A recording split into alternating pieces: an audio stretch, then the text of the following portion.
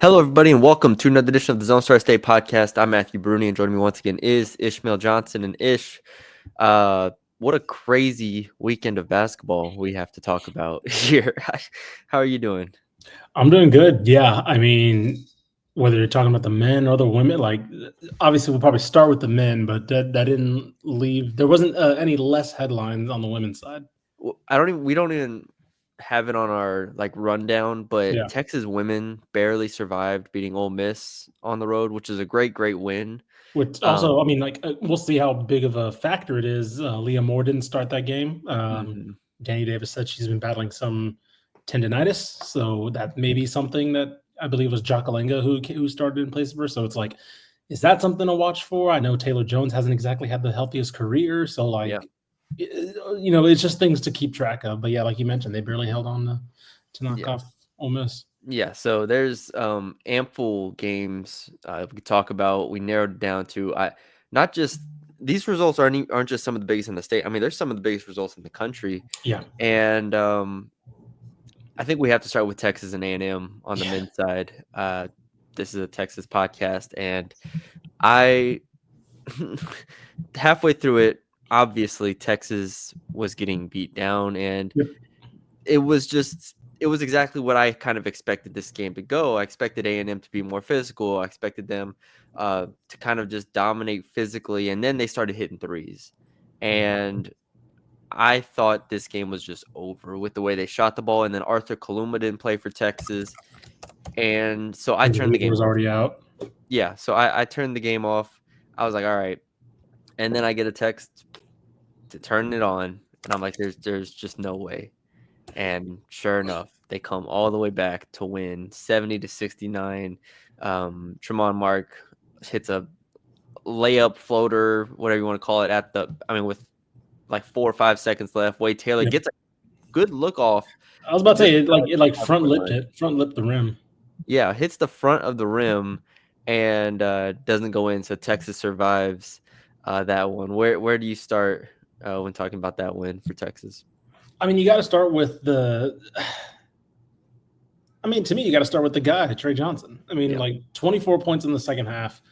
After again, or at least I believe it was after before the technical, 6 points before the technical foul in the game, and then 24 points after that point. So that was kind of like a kickstart for Texas as a whole, in a way. Um, you mentioned the 3 pointers, and I think I want to start there for A&M because I thought that when they blew the lead got up to about 20, and I think it was in Eric Henry for 247 his post game piece. He mentioned that like he was asking the guys like, hey, what was when you saw those shots going in, like what were your thoughts? And they were like, we weren't mad at those because like those were like A&M's not a good shooting team, Right. and so it was like when you're leaving Anderson Garcia open, you're like, okay, sure, and then he's hitting it. It's like, what are you gonna do? And I think eventually they just kind of stuck with that defensively. They're just like, guys, they're not going to keep hitting these shots, right? They're just not like that's what ballooned the. I think A&M obviously was the better team for most of that game, but a lot of why the margin was the way it was because they were hitting shots that they don't usually hit, right? Yeah. Um, and even down the stretch, Texas got beat on the boards a bunch, offensive boards a bunch. But Yep. then I believe Tremont Mark had the coast to coast on the last second shot. That was like a huge rebound for him, the defensive rebound, and he ended up going coast to coast for what ended up being the game winner. But like A&M, Texas was able to beat A&M down the stretch while A&M was continuing to kind of play their own game of like, yeah, they're going to get more offensive boards. They're going to do, but it's just that Trey Johnson hit the gear that I think we were kind of expecting, that he's hit a couple times this year, but some of the shots he was hitting were just like, it was those, nobody uses this phrase anymore, but it was like those unconscious shots. Yeah. Right, where you're just like, oh, let me just get the ball off the screen, jack it up, boom. And it was like, oh, okay, like this dude's feeling unconscious right now. And then, of course, Tremont Mark hits the game winner. And I think, again, he had another baseline lay-in, too. That was a nice little attack at the rim during the comeback. And it was like, okay, that's like, hey, yeah, Texas is undermanned right now, right? Hello, Aziri Kanyema, right? I forgot all about him, right? He comes into this game and he has a 15 big game minutes. because he needs to because Arthur Kaluma's out. And it just showed me that there's so many little pieces in this Texas team. Hello, Julian Larry, right? Like guys that are just like stepping into roles that they kind of have to. Larry finished with 6 assists, no turnovers. Nick Cody had some minutes in there, right? Devin Pryor had some, like, it was like, okay, there is some talent here. And it's just about putting it together consistently because we know if you have the platform, Trey Johnson can take over a game. Yeah, this you mentioned it late in the game. Even when A&M stopped hitting threes, which got them the lead, Yep. the only way they were scoring was off like the offensive glass. It felt like with Payne, Coleman, and so on, Garcia. They ended the game with 18 offensive rebounds. They ended the game 12 of 23 from three. They only got to line 8 times, and they were That's 3 of a 8. big thing too. Texas got to line a lot more. Yeah, Trey Johnson by himself was 10 of 10 from the There we line. go. So that's where you start to figure out where this game went wrong for A&M. It's not that they were too reliant on the 3-point shot, but once those later in the games didn't go in the way that they were going. I mean, the first half was just literally unbelievable.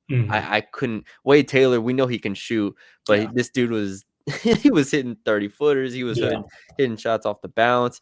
And then, like you said, Garcia, Carter, you throw out whoever, just hitting shots. I couldn't believe the way they were shooting. And so for Texas to win this game in this fashion, and I think it does 2 things. It's huge for their NCAA tournament hopes, clearly. And it cements Trey Johnson as one of the best scorers in the country. And I think this does just whenever teams look at his NBA stock in the future, it's gonna be like, oh, just turn on the A&M game, the second half of that. Because he was literally unguardable and he was playing one of the top 10 defenses in the country. I mean, that's a historic level performance right there from Trey Johnson. Like if he did that in like an NCAA tournament game, we'd be talking about it forever. But like, I don't care. This is Texas versus A&M. This is the SEC now, and he did that at home to spark a comeback win of this magnitude. That is a historic performance from Trey Johnson. Yeah, no, 100%. That's one of those, like, we talked about him coming in with like the KD hype and like the hype of being a top 5, top 3 potential player in the draft, and it's like that's the type of game, like you mentioned. That's the type of game. And also because like it wasn't exactly that he was just scoring everything, right? He was setting up a lot. He was set like with the way A&M keyed in on him at times. He was setting up other players to then maybe it wasn't always his assist, but it was the one pass extra, right? The one extra pass, and it just freed up so much to where you're like, oh, that's what happens when you just have a guy who's that deadly to shoot. And so yeah, I mean, if you're A&M, we can kind of look at the A&M side now. Like, it's hard for me to say, like, obviously you're massively disappointed that this is how you lose to a rival game where you very much controlled this and you just let it slip away. I think it just goes back to not letting yourself get out of your identity a little bit, right? I think it was nice to have a good shooting game, but like I do think they shied away from getting to the rim, right? As we saw, they shied away from what kind of makes them them. And if you're Wade Taylor, yeah, you fall in love with your jump shot, but like, hey man, you're also one of the best at taking people to the rim and getting the foul. And I think especially down the stretch, when you saw Texas creeping back in and you kind of, again, you saw yourself not able to find the easy basket, like that was the easy basket, right? Those are the easy baskets for you a lot of the time. So I don't want to take too outside of typical rivalry stuff. Obviously, I'm disappointed, but I wouldn't take this as like an indictment of A&M and per se. I think it was you ran up against one of the best players in the country who got hot. And I think that you had a hot shooting night that just did not sustain itself for an entire game. Yeah, I think you're right because honestly, I don't know how to even evaluate this game from A&M's perspective. Yeah. Because I mean, if they make 12 threes, anytime A&M makes 12 threes and gets 18 offensive rebounds, I would say there's like a 99% chance of them winning the game. Right. And they lost this game. And so I don't even know what to do. If they won the offensive rebounding about an 18-6. Yeah, like they just completely cleaned the boards. It's not like they turned over, like they only had 11 turnovers. Like I said, the only like when you're watching the game, you don't think about the box score, but then you look at the box score, it's like the only difference in the box score was free throws, where it was Texas had 14, A&M had 3, and that's in terms of makes. Right.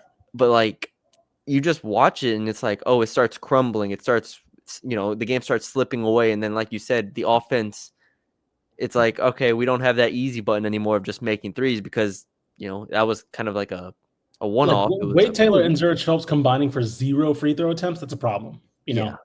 Yeah, exactly. So then it just became that old A&M offense where throw it at the rim, go get it, instead of what we had applauded them for, which was Phelps and Taylor and these guys actually generating good looks consistently. They stopped doing that. And so I'm not too worried about A&M, but it's definitely a notable result here. It's something that I just didn't see coming, considering they were up 22 points in the second half. It's just, you hope it doesn't linger at that point, because now you have Oklahoma, who they should beat at home, and then you kind of go from there. So we'll see.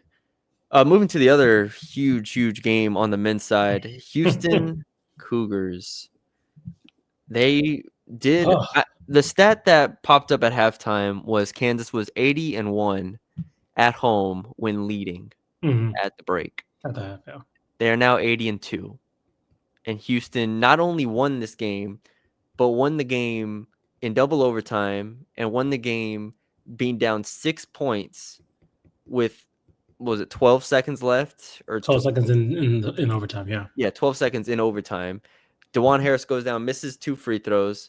They come down, Emmanuel Sharp hits a deep 3, and then they get the steal. Malik Wilson drills a 3 to send it to double overtime, and they end up winning the game in that double overtime. That is one of the most absurd endings I've ever seen, and that's one of the more absurd wins that I've ever seen. Yeah, I mean, like, that's it reminds me of when the older iterations of 2K, where you would just have I used to do this when I was in middle school with the early editions of 2K and NBA Live, when you would just get so pissed that you're down 10, you just turn the sliders up to 3-point to 99. It's let me get a steal. I'm gonna hit this 3, and then just to get the lead back and go to overtime, and then you put everything back to normal. Yeah. Overtime. That's what I used to do when I get frustrated. Where I was no, this game sucks. Let me get. I'm down 10 with 30 seconds to go. Let me just get these steals and boost it up.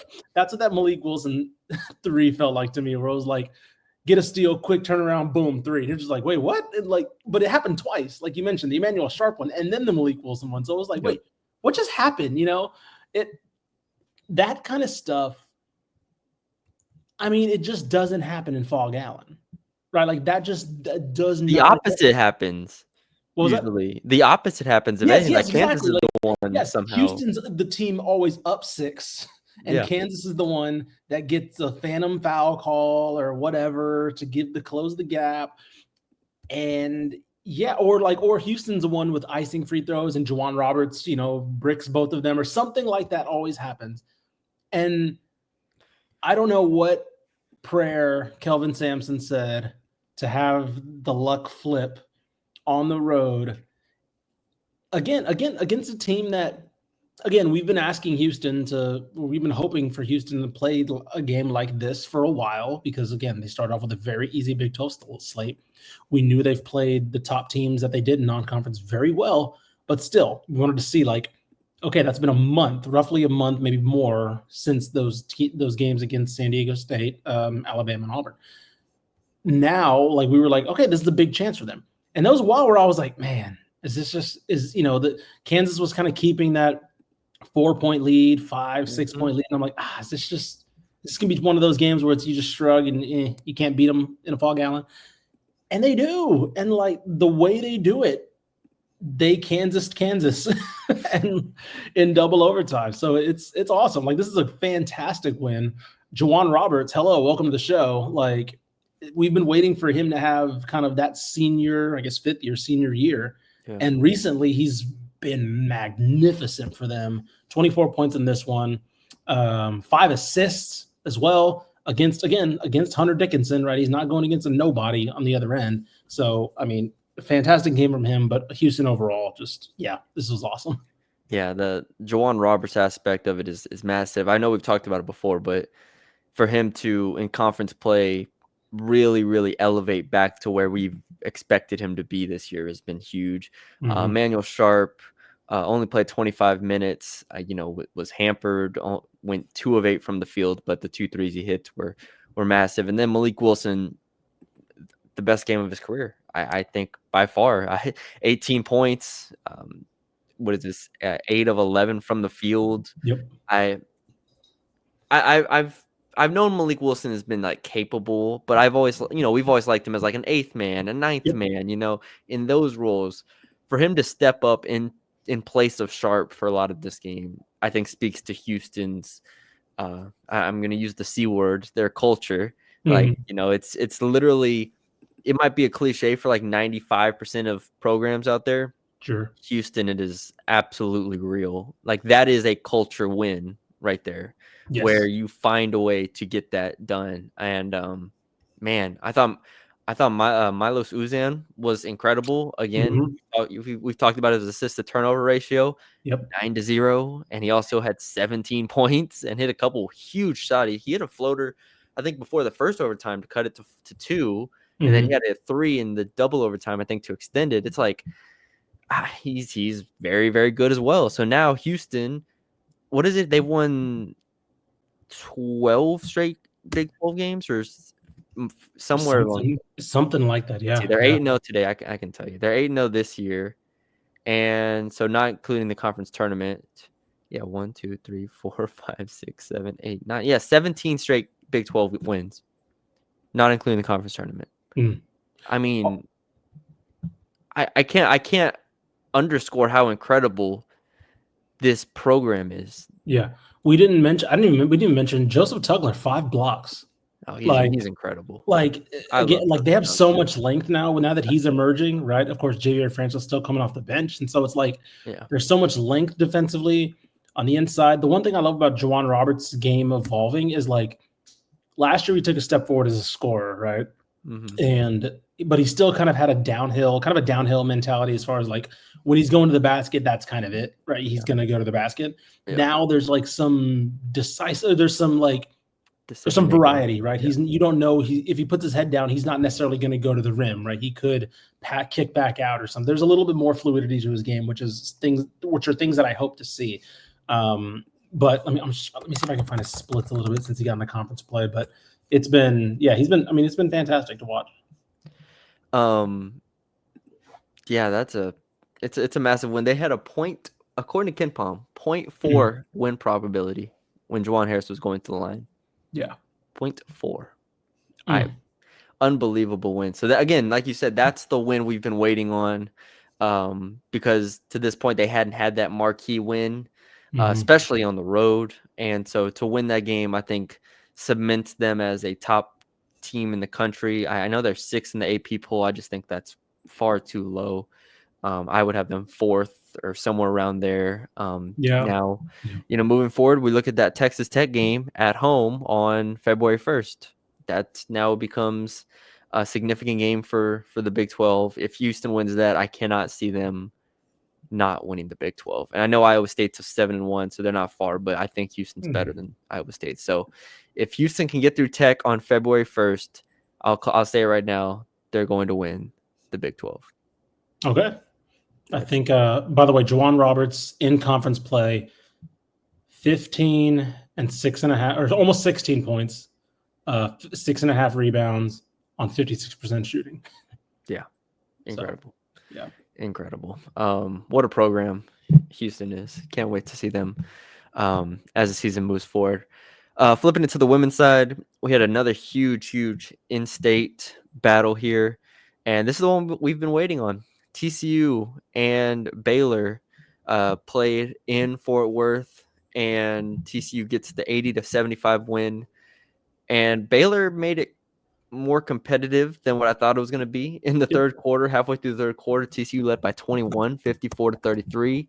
Houston comes all the way back, cuts it to 3 at one point, and then ends up losing by 5. But I thought there were a few takeaways, obviously, but the one for me was TCU came out the gates shooting it, and it wasn't just Connor, it wasn't just Van Lith. Like Eminopu went 3 of 3 from 3. They had other contributors on the court, and then that allowed the big 3 to really just dominate the game there. So Imanopu going 3 of 3 from 3 is massive. It spaces the floor so much. And then once that happens, Prince gets her 24 and 14, and Connor gets 21. And yeah, they shot 9 of 15 from 3. And on the other end, I thought Baylor, once they got their footing in the second half, played really good basketball. It was just kind of too late for them. So I like big picture wise, I still don't. I'm not saying like TCU is this significantly better team than Baylor. I think this was a good shooting game. I thought they executed well, and Baylor is still very talented. I just, we need to see it. I think we need to see these two play in Waco to even it out. I need a series between them. I wouldn't mind like a full 5-game series between these two. That would be fun. They kind of match. I'd say they match each other well in terms of like strengths versus weaknesses. Like we know that their TCU's strength is ultimately Sedona Prince on the inside, and Baylor doesn't have somebody to counter her. We know that Baylor's strength is the guard play. We know TCU's defense on the perimeter doesn't really counter that. So like, I think they exploit each other pretty well. I do like seeing Leah Matharu kind of come into her own, into her own. Played a lot. Right. Yeah, she's been playing quite a bit more. They're slowly easing her back in. She had a great game against TCU. That's somebody that they desperately need to. If it's a welcome sign, right? It's having another scoring guard like that to help out Sarah Andrews a lot. But I mean, this one's kind of it's a. You mentioned culture the other couple minutes ago. This one's kind of a culture win. This is the first win for TCU over Baylor since 1990, right? Like this is a culture win for TCU basketball, right? Like this is a seismic, even though it's not a surprise to us, right? It's still something that hadn't happened. Correct. And that's a big thing for this TCU team as a next step. You saw there was a lot of fist pumping. Sedona Prince was fist pumping after the game because I think Mark Campbell probably was like, "Hey guys, none of y'all are born last time this team beat them." So even Sedona was not born. Yeah, I was about to say, including Sedona. Honestly, probably some of the assistant coaches too. So like they only played basically six players. Yeah. And regardless of whether or not we think TCU is the better team, I think they are. And again, they were favored, but it was something that hadn't happened. And I do think Baylor they have the ability to get them back in Waco. Again, it was only a 5-point game, but this is something that when you're looking for little steps along the way, these are the kind of little steps that when you're building a program, no matter how good you've been in year 2, this is the kind of steps that you're hoping your team takes mentally, because you can be as good as you want. But if you obviously Ohio State went to go win the national title in football this year, but they couldn't beat Michigan, right? And like that's going to be a thing that hangs over them. So it's like little steps along the way where you're just like, can we get over little mental humps like that? A&M, I think A&M's a better team than Texas. Didn't matter. They lost, right? They got beat. And so like little mental humps like that can really change things for your team. So this is a big win for TCU, regardless of whether or not we expected them to win, which, I kind of did. Yeah, it's so interesting because Baylor, to your point, TCU doesn't like force turnovers at a high rate. They're not like swarming you on the defensive end. We know that. Baylor only had 4 turnovers in this game, right? So it's like, okay, Baylor 15 assists to 4 turnovers. TCU had 16 turnovers, and I actually thought Baylor's defense was pretty good on Haley Van Lith for a lot of the night. 5 of 12 shooting, 7 turnovers for Van Lith. So it's like, if you're Baylor, there are things you take from this game saying, all right, we know that if we shoot better, they shot 8 of 26 from 3, which is, what is that, like a little under 30%. Yeah. If we shoot better from 3, we have a better chance, and so on. So I don't leave this game worried about Baylor, even though now they're 6-2 in conference, and I don't know what they have ahead. But regardless, these two teams play again in the last regular season game in Waco.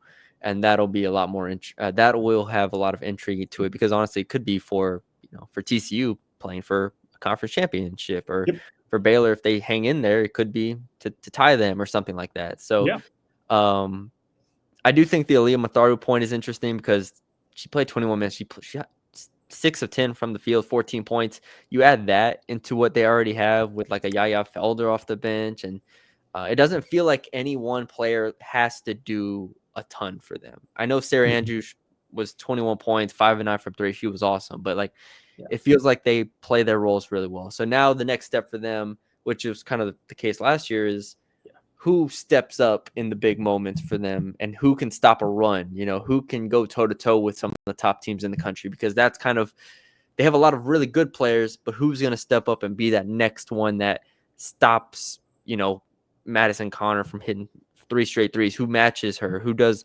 doesn't go down 21 points to TCU. So that's kind of what I'm looking for from Baylor for the next step here. And that's, it's a tall task because I don't think they have like a superstar player, but they kind of need someone to step up in that role. And I'll be honest, like it might be Aaliyah Matharu. Like, like we're looking at, again, I think Sarah Andrews is obviously their most gifted player, but yeah, this is, if we're talking about a healthy Aaliyah Matharu, we're talking about a potential all conference player, right? Like that's the only issue. It's just like, can she be consistent? Can she stay healthy?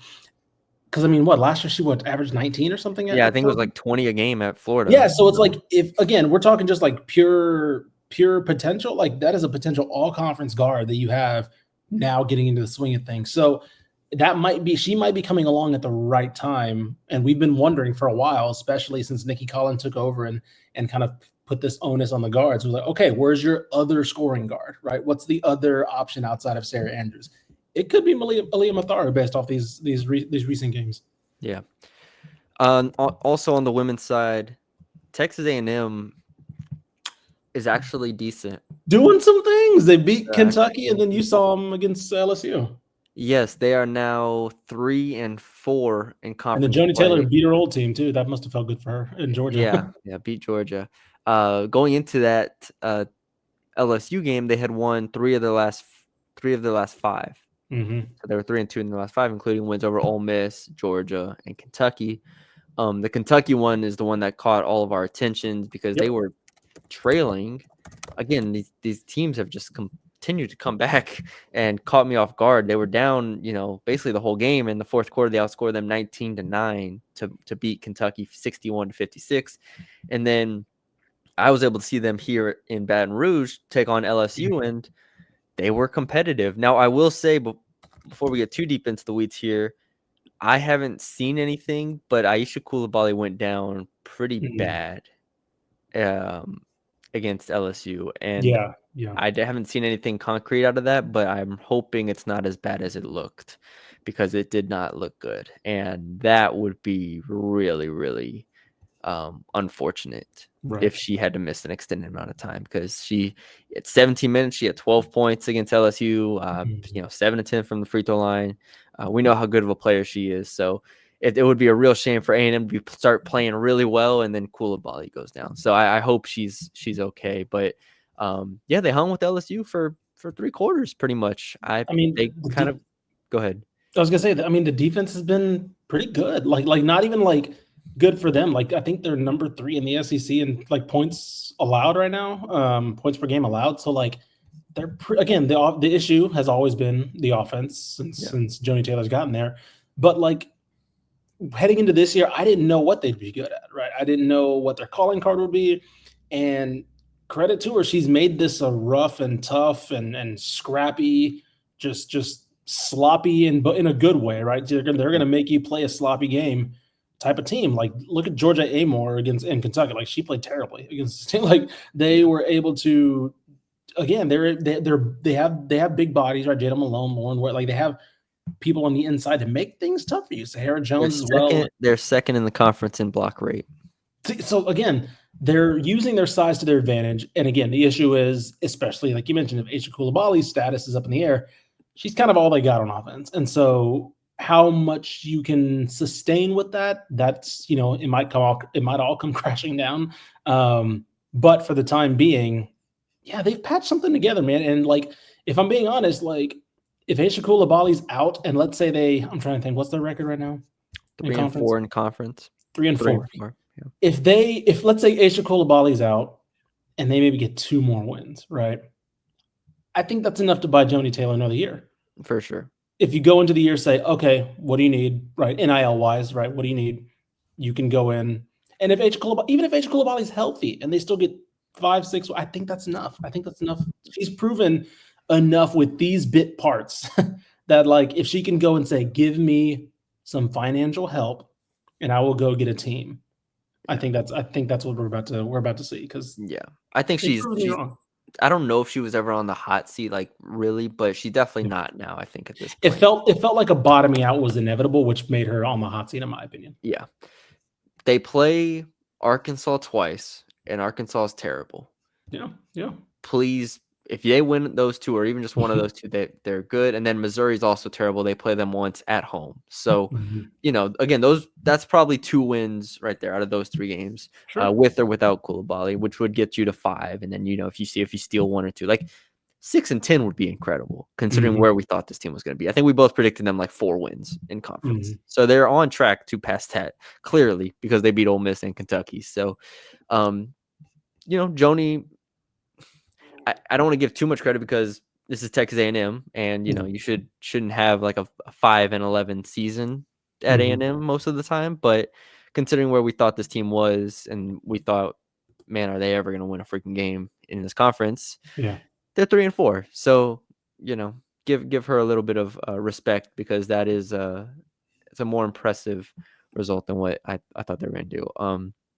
And I will say on the offense side of the ball, you mentioned it, Coulibaly does a lot for them, but they've started to hit some shots. Some of these other players, Sure. Talia Parker against LSU hit a couple threes. Sarah Jones, we've talked about her forever. Soleil Williams hits shots. So credit to them as well for becoming kind of reliable player, especially on the perimeter, which we know Yeah. A&M needs help on.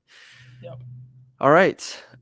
Anything else? I feel like there's a lot of different stuff. North Texas men's is I was about to say, yeah, one. we can end quickly on North Texas men's. I mean, they blew out FAU. Of course, FAU is not the same exact Yeah. team, but they still handily beat them, and they moved up to 50. And Ken Palm enough to, Whew. I mean, can we use the A Don't do it. word Don't do at it. Nope. Nope. Nope. No, no, we can't use Ish, I've been doing this for a long time. it. We can't use the A word yet. Let's just say there was a year where they were top like 40 in the net and they didn't make the tournament. So I'm not no. In the net they're 49th, I think, right Okay. now. So net 49, 50 Kempom, whatever you want to call it. All right. They have to keep blowing teams out if they're gonna Yeah, do this. yeah. Like that's the only That's a like the fact that they blew out North FAU is a fantastic sign. Yeah, and then they pretty much blew out Temple, like, they won by 9, Good they point. beat Yeah. UTSA by 15, ECU by 9, so they're winning games that they should be winning. By the way, I don't know if you saw UTSA also beat Temple. Hey, Austin mhm. Clonch got something there, man. I know they made it tougher on North Texas because our friend Brady was at that game, and he was Yeah. texting me, and he was said, "Oh my gosh, we're gonna lose to UTSA," but they were up 10 the whole time, but UTSA came back and made it Yeah. uncomfortable for a bit, so Look, hey. UTSA has wins over Wichita State, Rice, and Temple right now. Again, those are the only 3 wins in conference, but like I'll take that. Yeah, I mean, they're 3 and 4. If they end if they end 8 and 10, that's a huge, huge They got year a tough for them. stretch coming up. FAU, North Texas, Tulane, which Tulane's whatever, but like it's a tough stretch, FAU and North Texas, but Yeah. still What a good sign, down good signs from Austin Clonch so far. Yeah. What a down year for the AAC men's. Dude, look! Oh my God, look at their conference. Ken Palm. Yeah, they're And, below Conference USA, which we basically called that. Like, we well, no, basically I was gonna say UTSA's. Oh, UT UTSA, it's like green and then just disgusting red on defense. Like it's Oh just like god. it's awesome. This is awesome. Like 4th and Yep, 13th. Like 13th. it's I see it it. rocks. I I love see this it team. now. I see it now. This is nasty. Yeah, like Rice has fallen off a cliff. Yeah. The AAC is just very I will say for North Texas, Mhm. Brendan Lorient Mm. is up to 2nd on Mhm. Ken Palm's all-conference player race in the conference. Really? He's not gonna win it because Yeah, PJ yeah, Haggerty's gonna win it, but yeah. he's like a lock for first team all-conference right now, Okay. It and, like, you go back to his game, what was it? The game against was it Temple? was Temple. I Yeah, think it yeah. was? Yeah, Temple, and we talked about it, I think, briefly last podcast, but, like, 2010 with 5 blocks. Mhm. I mean, he follows it up with 17, and 3 assists, and, I mean, he's really, really good. Yeah. Really good. He is It's so weird having a North Texas team like kind of revolving, not revolving because it doesn't revolve around him, but that has that type of forward in it. And it's not just like a Zachary Simmons or an Abu Usman. It's not like a back to the back guy. It's like an athletic freak like that can shoot and is skilled. So you mentioned 5-game series. I need a 5-game series of North Texas and Memphis. That's all the AAC should be this year. That's what the scrap the tournament should be. Scrap the tournament and just 5 best of 5, home, and then maybe like one neutral site or something. Yeah, if home, and then if there's a game 5 played in like freaking Shreveport or something. Yeah, New Orleans. No, the AAC. Those are the only 2 teams in the top 100. Yeah, it's pretty bad right now. Yeah, so this is just I would agree 100%. There should be a rule that if you only have 2 teams in the top 100 of KenPom, those 2 teams can play like a 3-game series and just decide the conference winner from that. Yeah. But yeah, the UTSA women keep winning. North Texas women keep winning. We'll talk about them a little bit. Nothing crazy. I don't think it's February 4th, happening. maybe. Yeah, February 4th. That's what we're waiting for. That's what we're waiting for. Nothing else is crazy. I don't think has happened since the last pod. So, but we'll talk about it on Thursday if anything has. So, yeah, that's all we got for y'all today. Hope y'all enjoyed the episode. Leave us a like, comment, share, subscribe if you have not already to Dave Campbell's Texas Football YouTube channel. That's where we post all of this stuff. And then also on the audio side on Apple and Spotify. So, yeah, thank you all for joining us. We will talk to y'all later.